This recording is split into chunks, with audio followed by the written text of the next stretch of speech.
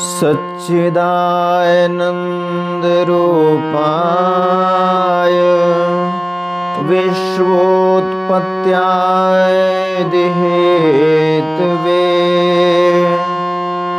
तापत्रयविनाशाय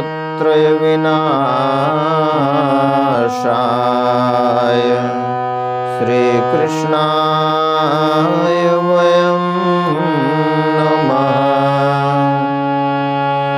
नारायणं नमस्कृत्य नरं चैव नरोत्तमं देवीं सरस्वतीं व्यासं ततो जयमुदीरये।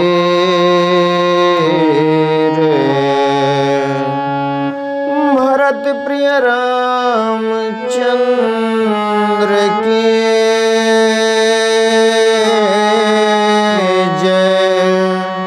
उमापति महादेव के जय। पवन सुत हनुमान के जय। परम आदरणीय श्रोतागण, सादर नमन।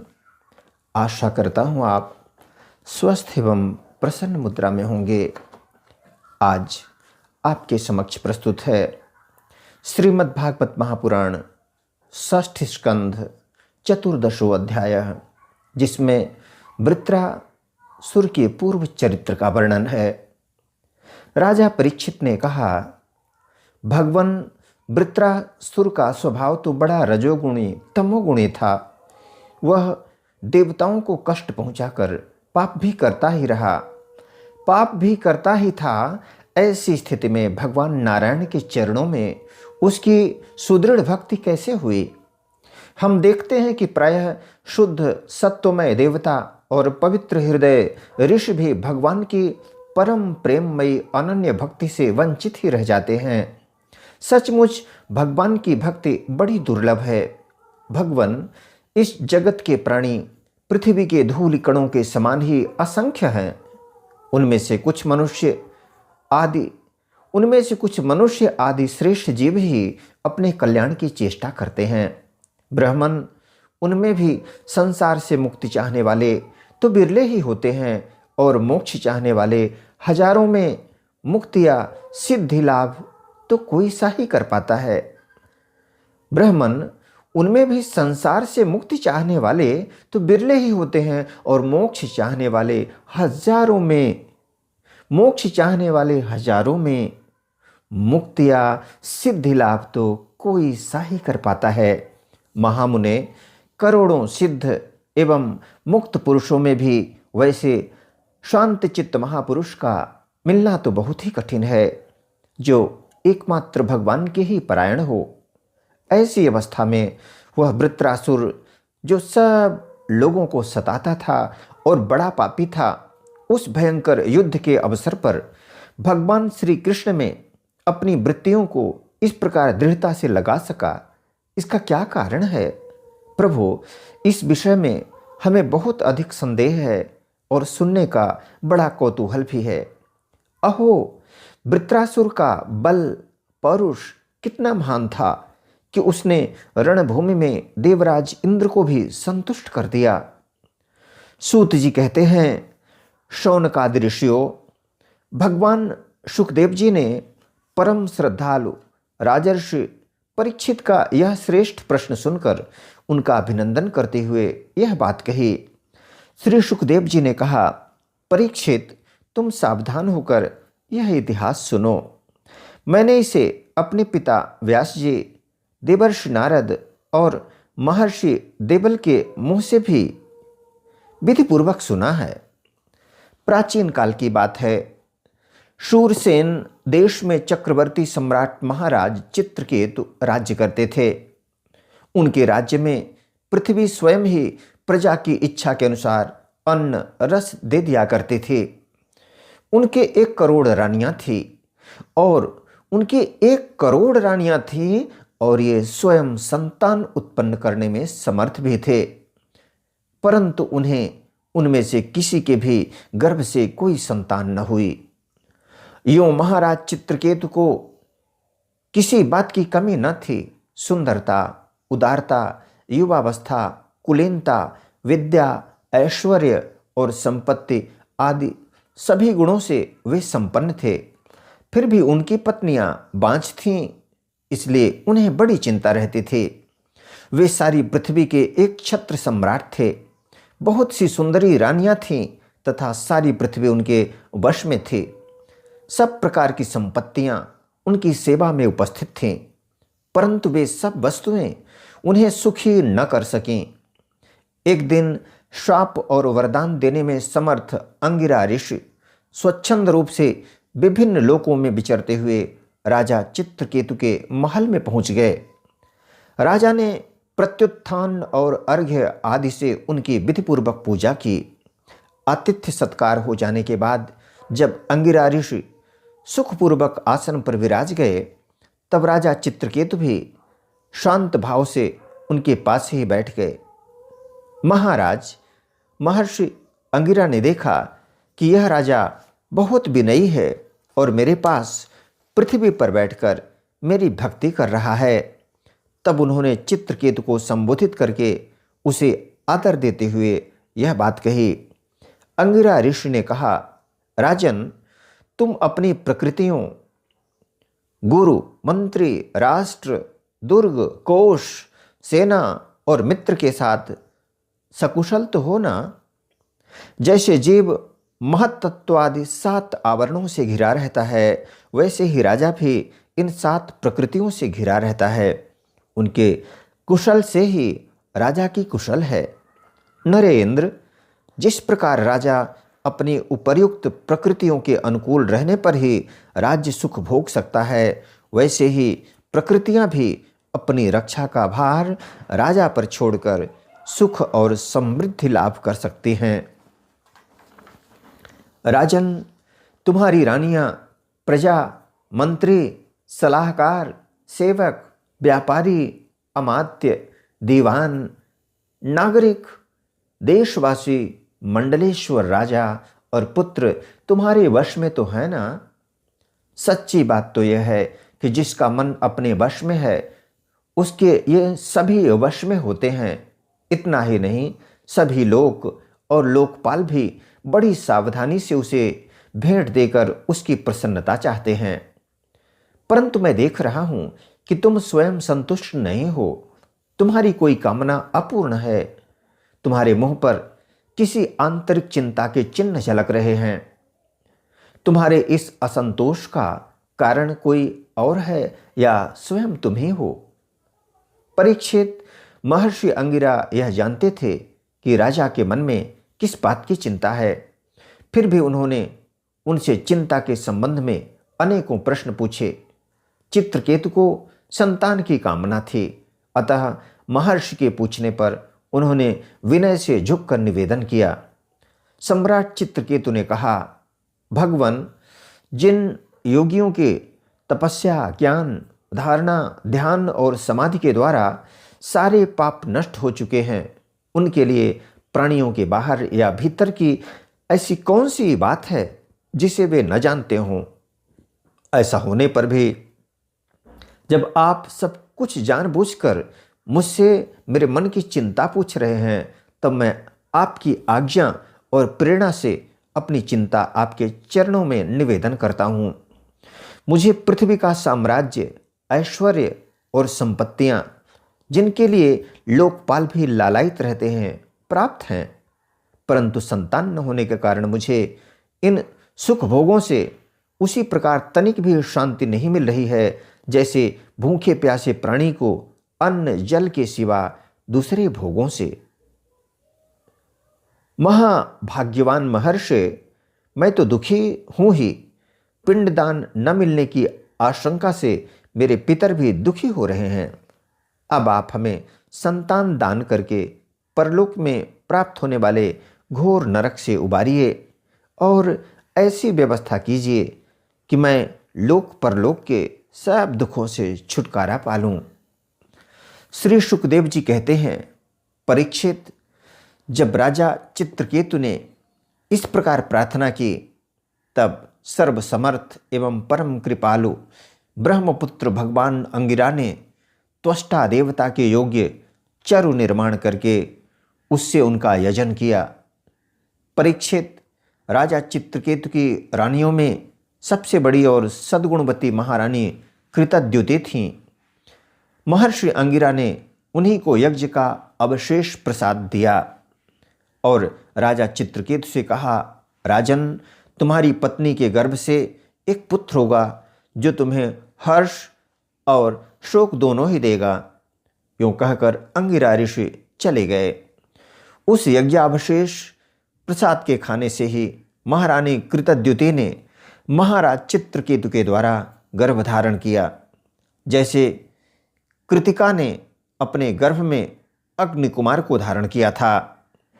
राजन, शूरसेन देश के राजा चित्रकेतु के तेज से कृतद्युति का गर्भ शुक्ल पक्ष के चंद्रमा के समान दिनों दिन क्रमशः बढ़ने लगा।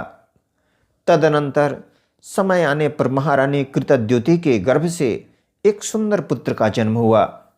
उसके जन्म का समाचार पाकर शूरसेन देश की प्रजा बहुत ही आनंदित हुई। सम्राट चित्रकेतु के आनंद का तो कहना ही क्या था। वे स्नान करके पवित्र हुए। फिर उन्होंने वस्त्राभूषणों से सुसज्जित हो ब्राह्मणों से स्वस्ति वाचन कराकर और आशीर्वाद लेकर पुत्र का जातकर्म संस्कार करवाया। उन्होंने उन ब्राह्मणों को सोना, चांदी, वस्त्र, आभूषण, गांव, घोड़े, हाथी और 6 अर्बुद गौवें दान की। उदार शिरोमणि राजा चित्रकेतु ने पुत्र के धन, यश और आयु की वृद्धि के लिए दूसरे लोगों को भी मोहमागी वस्तुएं दी। ठीक उसी प्रकार जैसे मेघ सभी जीवों का मनोरथ पूर्ण करता है। परीक्षित, जैसे यदि किसी कंगाल को बड़ी कठिनाई से कुछ धन मिल जाता है तो उसमें उसकी आसक्ति हो जाती है, वैसे ही बहुत कठिनाई से प्राप्त हुए उस पुत्र में राजर्षि चित्रकेतु का स्नेह बंधन दिनों दिन दृढ़ होने लगा। माता कृतद्युति को भी अपने पुत्र पर मोह के कारण बहुत ही स्नेह था, परंतु उनकी सौत रानियों के मन में पुत्र की कामना से और भी जलन होने लगी। प्रतिदिन बालक का लाड़ प्यार करते रहने के कारण सम्राट चित्रकेतु का जितना प्रेम बच्चे की मां कृतद्युति में था उतना दूसरी रानियों में न रहा। इस प्रकार एक तो वे रानियां संतान न होने के कारण ही दुखी थी, दूसरे राजा चित्रकेतु ने उनकी उपेक्षा कर दी। अतः वे डाह से अपने को धिक्कारने और मन ही मन जलने लगीं। वे आपस में कहने लगीं, अरे बहनों, पुत्रहीन स्त्री बहुत ही अभागिनी होती है। पुत्र वाली सौतें तो दासी के समान उसका तिरस्कार करती हैं, और तो और स्वयं पतिदेव ही उसे पत्नी करके नहीं मानते। सचमुच पुत्रहीन स्त्री धिक्कार के योग्य है। भला दासियों को क्या दुख है?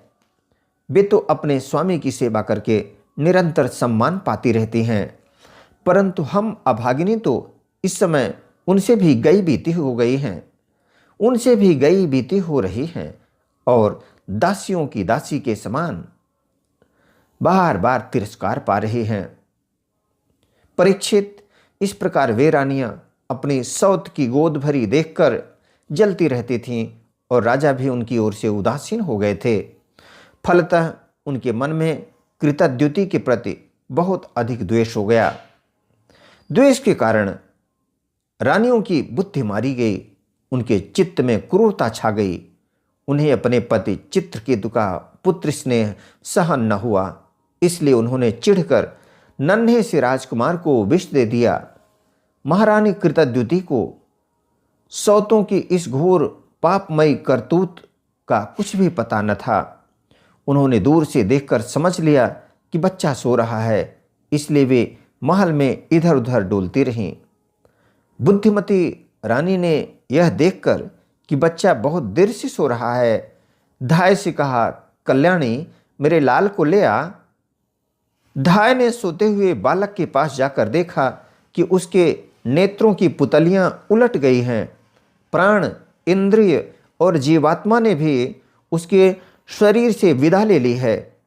यह देखते ही हाय रे, मैं मारी गई, इस प्रकार कहकर वह धरती पर गिर पड़ी। धाय अपने दोनों हाथों से छाती पीट पीट कर बड़े आर्त स्वर में जोर जोर से रोने लगी। उसका रोना सुनकर महारानी कृतद्युति जल्दी जल्दी अपने पुत्र के शयन गृह में पहुंची और उन्होंने देखा कि मेरा बेटा, मेरा छोटा सा बच्चा अकस्मात मर गया है। तब वे अत्यंत शोक के कारण मूर्छित होकर पृथ्वी पर गिर पड़ी। उनके सिर के बाल बिखर गए और शरीर पर के वस्त्र अस्त व्यस्त हो गए। तदनंतर महारानी का रुदन सुनकर रनिवास के सभी स्त्री पुरुष वहां दौड़ाए और सहानुभूतिवश अत्यंत दुखी होकर रोने लगे। वे हत्यारी रानियां भी वहां आकर झूठ मूठ रोने का ढोंग करने लगीं। जब राजा चित्रकेतु को पता लगा कि मेरे पुत्र की अकारण ही मृत्यु हो गई है, तब अत्यंत स्नेह के कारण शोक के आवेग से उनकी आंखों के सामने अंधेरा छा गया। वे धीरे धीरे अपने मंत्रियों और ब्राह्मणों के साथ मार्ग में गिरते पड़ते मृत बालक के पास पहुंचे और मूर्छित होकर उसके पैरों के पास गिर पड़े। उनके केश और वस्त्र इधर उधर बिखर गए। वे लंबी लंबी सांस लेने लगे। आंसुओं की अधिकता से उनका गला रुंध गया और वे कुछ भी बोल न सके। पति प्राणा रानी कृतद्युति अपने पति चित्रकेतु को अत्यंत शोकाकुल और इकलौते नन्हे से बच्चे को मरा हुआ देख भांति भांति से विलाप करने लगीं। उनका यह दुख देखकर मंत्री आदि सभी उपस्थित मनुष्य शोकग्रस्त हो गए। महारानी के नेत्रों से इतने आंसू बह रहे थे कि वे उनकी आंखों का अंजन लेकर केसर और चंदन से चर्चित वक्षस्थल को भिगोने लगे। उनके बाल बिखर रहे थे तथा उनमें गुथे हुए फूल गिर रहे थे। इस प्रकार वे पुत्र के लिए कुररी पक्षी के समान उच्च स्वर में विविध प्रकार से विलाप कर रही थी। वे कहने लगी, अरे विधाता, सचमुच तू बड़ा मूर्ख है जो अपनी सृष्टि के प्रतिकूल चेष्टा करता है। बड़े आश्चर्य की बात है कि बूढ़े बूढ़े तो जीते रहते हैं और बालक मर जाएं। बूढ़े बूढ़े तो जीते रहें और बालक मर जाएं। यदि वास्तव में तेरे स्वभाव में ऐसी ही विपरीतता है तो तू जीवों का अमर शत्रु है। यदि संसार में प्राणियों के जीवन मरण का कोई क्रम न रहे तो वे अपने प्रारब्ध के अनुसार जन्मते मरते रहेंगे। फिर तेरी आवश्यकता ही क्या है? तूने संबंधियों में स्नेह बंधन तो इसीलिए डाल रखा है कि वे तेरी सृष्टि को बढ़ाएं, परंतु तू इस प्रकार बच्चों को मारकर अपने किए कराए पर अपने हाथों पानी फेर रहा है। फिर वे अपने मृत पुत्र की ओर देखकर कहने लगी, बेटा, मैं तुम्हारे बिना अनाथ और दीन हो रही हूं। मुझे छोड़कर इस प्रकार चले जाना तुम्हारे लिए उचित नहीं है। तनिक आंख खोल कर देखो। तनिक, बेटा, मैं तुम्हारे बिना अनाथ और दीन हो रही हूं। मुझे छोड़कर इस प्रकार चले जाना तुम्हारे लिए उचित नहीं है। तनिक आंख खोल कर देखो। तनिक आंख खोल कर देखो तो सही। तुम्हारे पिताजी तुम्हारे वियोग में कितने शोक संतप्त हो रहे हैं। बेटा, जिस घोर नरक को निःसंतान पुरुष बड़ी कठिनाई से पार कर पाते हैं, उसे हम तुम्हारे सहारे अनायास ही पार कर लेंगे। अरे बेटा, तुम इस यमराज के साथ दूर मत जाओ। यह तो बड़ा ही निर्दयी है। मेरे प्यारे लल्ला, ओ राजकुमार, उठो। बेटा, देखो, तुम्हारे साथी बालक तुम्हें खेलने के लिए बुला रहे हैं। तुम्हें सोते सोते बहुत देर हो गई। अब भूख लगी होगी। उठो, कुछ खा लो, और कुछ नहीं तो मेरा दूध ही पी लो और अपने स्वजन संबंधी हम लोगों का शोक दूर करो। प्यारे लाल, आज मैं तुम्हारे मुखार बिंद पर वह भोली भाली मुस्कुराहट और आनंद भरी चितवन नहीं देख रही हूँ। मैं बड़ी अभागिनी हूँ। हाय हाय, अब भी मुझे तुम्हारी सुमधुर तोतली बोली नहीं सुनाई दे रही है। क्या सचमुच निठुर यमराज तुम्हें उस परलोक में ले गया जहां से फिर कोई लौट कर नहीं आता? श्री सुखदेव जी कहते हैं, परीक्षित, जब सम्राट चित्रकेतु ने देखा कि मेरी रानी अपने मृत पुत्र के लिए इस प्रकार भांति भांति से विलाप कर रही हैं, तब वे शोक से अत्यंत संतप्त हो फूट फूट कर रोने लगे। राजा रानी के इस प्रकार विलाप करने पर उनके अनुगामी स्त्री पुरुष भी दुखित होकर रोने लगे। इस प्रकार सारा नगर ही शोक से अचेत सा हो गया। राजन, महर्षि अंगिरा और देवर्षि नारद ने देखा कि राजा चित्रकेतु पुत्र शोक के कारण चेतनाहीन हो रहे हैं, यहाँ तक कि उन्हें समझाने वाला भी कोई नहीं है। तब वे दोनों वहाँ आए। इत श्रीमद्भागवते महापुराणे पारमहंस्यां संहितायां षष्ठे स्कंधे चित्रकेतु विलापो नाम 14 अध्यायः। बोलो वृंदावन बिहारी लाल की जय। यदक्षर पदभ्रष्टं मात्राहीनं च यद् भवेत् तत्सर्वं क्षम्यतां देव प्रसीद परमेश्वर। वीडियो देखने के लिए धन्यवाद एवं आभार। जय हिंद, जय जगत। आपका जीवन मंगलमय हो।